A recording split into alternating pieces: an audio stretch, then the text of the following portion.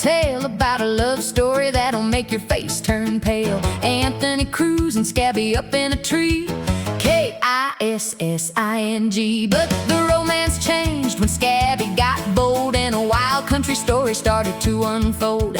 She reached in her bag, didn't hesitate at all, pulled out the purple Punisher, heavy and tall. Whack went the tool right across Anthony's head. Sparks started flying and his ears turned red. Then Scabby got wild, said it's time for a change. We're making your wardrobe look a little bit strange. She stuffed him in stockings, silky and white, with pitch black panties that were hugging him tight. She strapped on a bra, but the straps were too loose. He looked like a chicken getting caught by a goose. She bent Anthony over right there in the dirt, tossed up his salad till his feelings got hurt. But then he smiled wide, looking totally valid, saying nobody else can toss up a salad. Oh, push up his stool and make him twirl. Now Anthony's convinced that he's a pretty little girl in his black lace panties and his loose little bra. The funniest damn thing that you ever saw, with the purple Punisher shining in the sun. Scabby and Anthony are having all the fun.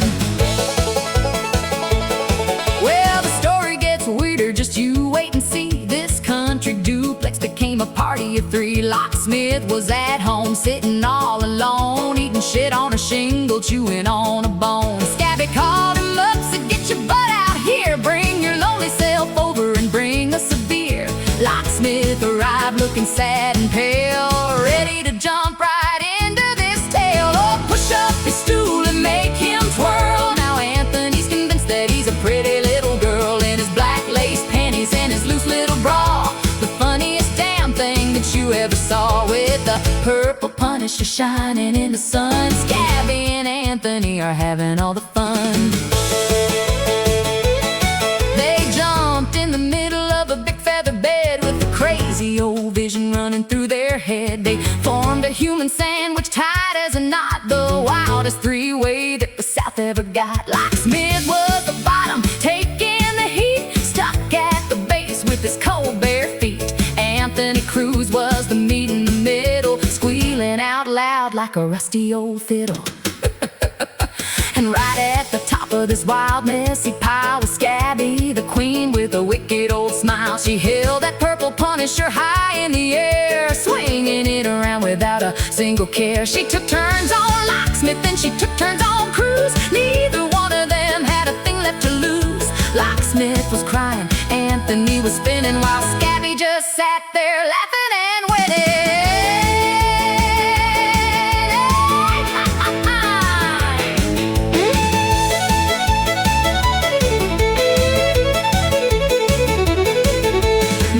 Kept passing, the clock kept ticking, the banjo kept plucking, the boots kept kicking. Anthony's bra fell right off of his shoulder, while Locksmith was wishing the weather was colder. Scabby kept pushing and driving that stool, making poor Anthony look like a fool. But Anthony loved it, he started to twirl, shouting to the neighbors, I'm a beautiful girl. Locksmith was trapped at the bottom of the stack, moaning about the splinters running up his back. He missed his old kitchen and a shingle of toast. Now he was the flavor that they roasted the most. Scabby didn't quit, she was running the show, shouting out loud, go Anthony, go! Tossing that salad till the clock struck 4, leaving both of them laying flat on the floor. Oh, push up his stool and make him twirl. Now Anthony's convinced that he's a pretty little girl in his black lace panties and his loose little bra. The funniest damn thing that you ever saw, with the purple Punisher shining in the sun. Scabby and Anthony are having all the fun. So if you see Anthony walking down the street in his silky white stockings and shoes on his feet, just look for old Locksmith, still looking pale, and Scabby behind them, leading the trail, with the purple Punisher tucked in her jeans. The strangest damn lovers the South's ever seen. Oh, Lordy Anthony, fix your bra.